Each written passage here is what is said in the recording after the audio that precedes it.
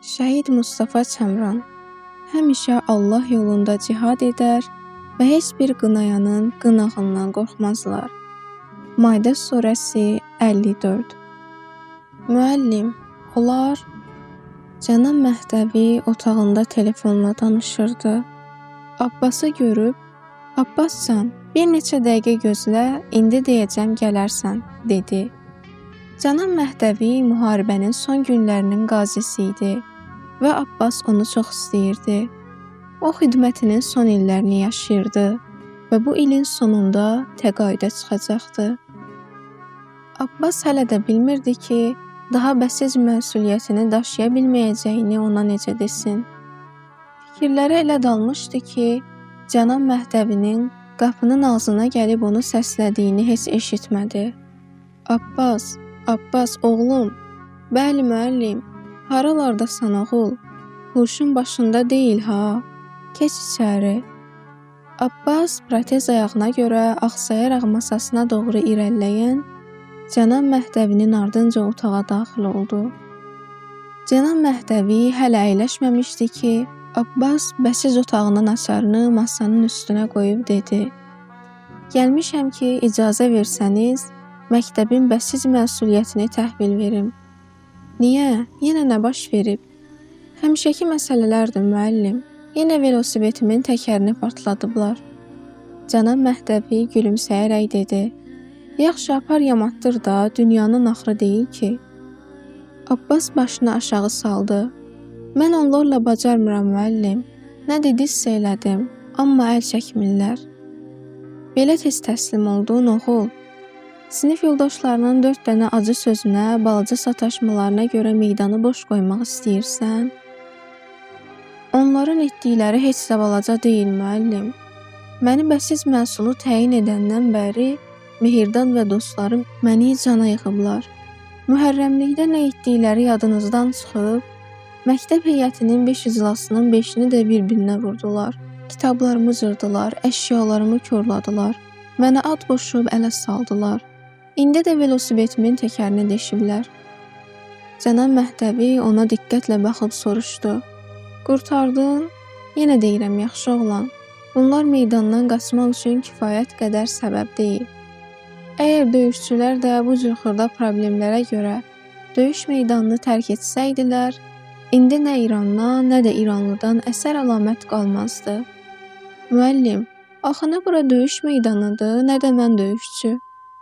Cənab Məhdəvi yerindən qalxdı və çox ciddi bir tonla dedi. Əslində tam da elədi. Niyə elə bilirsən ki, cihad və mübarizə ancaq əldə silah tutmaqdır? Sənin və dostlarının bəsizdə gördüyü bütün mədəni işlər Allah yolunda bir növ cihaddır. Dostlarının doğru yola gəlməsi üçün çalışmaq isə ən böyük cihadlardan biridir. Cənab Məhdəvi bir anlıq duruxdu. Otaqda bir-iki addım atıb davam etdi. Heç bilirsən, mən niyə səninlə Mehirdad və dostların arasındakı münaqişəyə qarışmadım? Çünki istəyirəm özün oturub düşünəsən. Görəsən onların yolunu necə dəyişmək olar? Digər tərəfdən mən onlarla sərt davransam, sənə qarşı daha çox kin bəsləyəcəklər, Abbascan. Ona görə də ən yaxşı yol onları dəyişdirməyə və qazanmağa çalışmaqdır. Çətindir, müəllim. Əlbəttə çətindir. Yadındadır, sənə demişdim. Şəhadət arzusu qurmaq asandır, amma şəhidlər kimi olmaq zəhmət istəyir. Bax, imtahanın bir tərəfi də budur.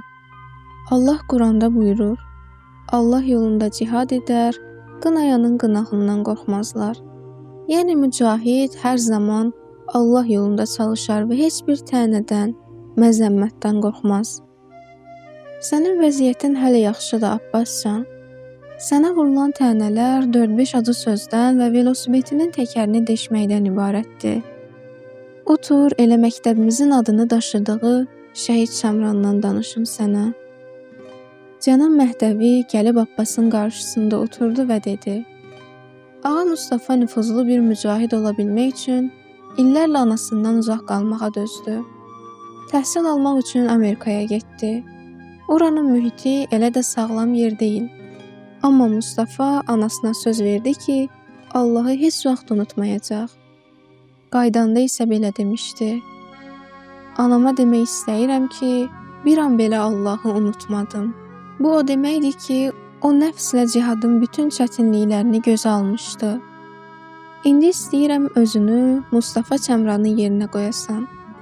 İllərlə Amerikada qürbət acısı çəkdi. Əziyyətlə oxuyub plazma fizikası üzrə doktorluq dərəcəsi aldı. Amma Allah yolunda cihad etmək üçün oranın bütün imkanlarını, gözəlliklərini tərk edib Livana getdi. Hətta ona ən yaxşı işləri, ən yüksək maaşları təklif etmişdilər. Lakin o hər şeydən imtina edib çətin bir həyatın ortasına atıldı. Yəni Allah üçün hər şeydən keçdi. Həmin vaxtlar bir qrup insan onu ləkələməyə başladılar. Solçular deyirdi: Amerikanın casusudur, NASA-ya işləyir. Sağçılar isə deyirdi: kommunistdir. Hər iki qrup onun başına mükafat qoymuşdu. Hətta Savak onu terror etmək üçün adamlar göndərmişdi. Amma Ağa Mustafa bir dəfə də olsun gileylənmədi.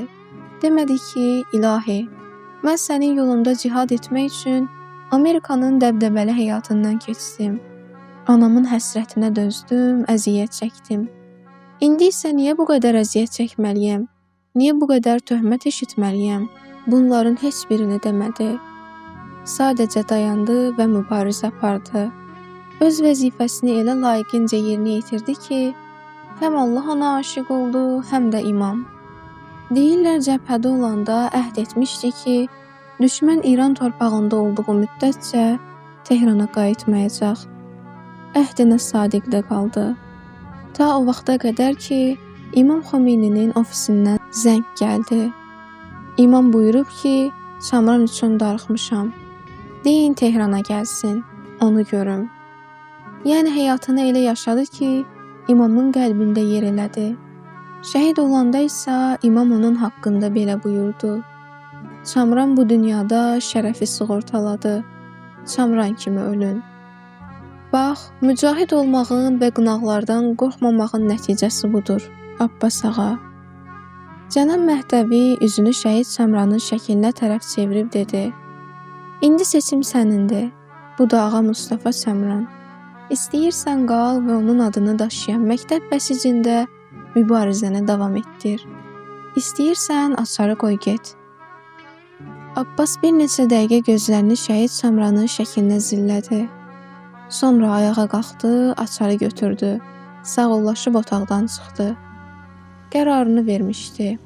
Qalmaq və Mustafa Çəmran kimi Maidə surəsinin 54-cü ayəsinin canlı nümunəsi olmaq istəyirdi. Təkərə deşilmiş velosipedini götürüb məktəbdən çıxarkən pıçıldadı: Ağa Mustafa, dua elə ki, mən də sənin kimi bəsit səngərində yaxşı bir mücahid olum.